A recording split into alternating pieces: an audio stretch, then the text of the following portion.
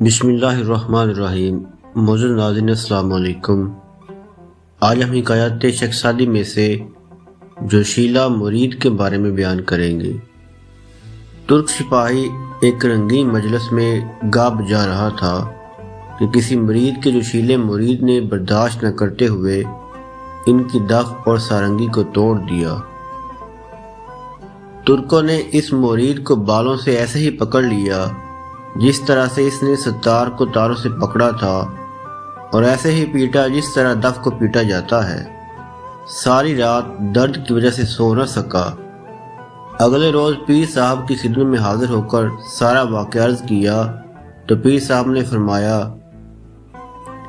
اے بھائی، اگر تو اپنا چہرہ پٹوا کر دف کی طرح زخمی نہیں کرنا چاہتا تھا تو تجھے چاہیے تھا کہ سر کو جھکا دیتا اور کہتا، سر تسلیم خم ہے جو مزاج یار میں آئے۔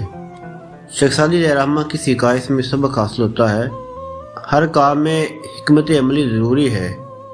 اس لیے قرآن مجید میں فرمایا گیا، لوگوں کو اپنے پالنے والے کی راہ کی طرف دانائی اور اچھی نصیحت کے ساتھ بلاؤ۔ جوش کو ہوش پر غالب نہیں آنا چاہیے ورنہ نتیجہ خطرناک ہوگا۔ سعدی فرماتے ہیں، دو شخص جا رہے تھے کہ انہوں نے دیکھا لڑائی ہو رہی ہے۔ گرد و غبار شور و غل کے ساتھ جوتے اور ڈنڈے چل رہے ہیں۔ ان میں سے ایک تو کنارے پر بیٹھ گیا جبکہ دوسرے نے جوش میں آ کر لڑائی میں چھلانگ لگا دی اور زخمی ہو کر واپس آ گیا۔ سر میں کان، آنکھیں اور دل میں سمجھ اس لیے رکھی ہے کہ سوچ سمجھ کر کام کر، نہ اس لیے کہ تو جانے فلاں لمبا ہے فلاں چھوٹا۔ یہ تو ایک احمق بھی جانتا ہے، کسے خوش طراز خویشتن دار نیست کہ باخوب وزشت کسش کار نیست۔ تمام نئے بھائی دوست سے گزارش ہے چینل کو سبسکرائب کریں اور بیل آئیکن ضرور پریس کریں۔ شکریہ۔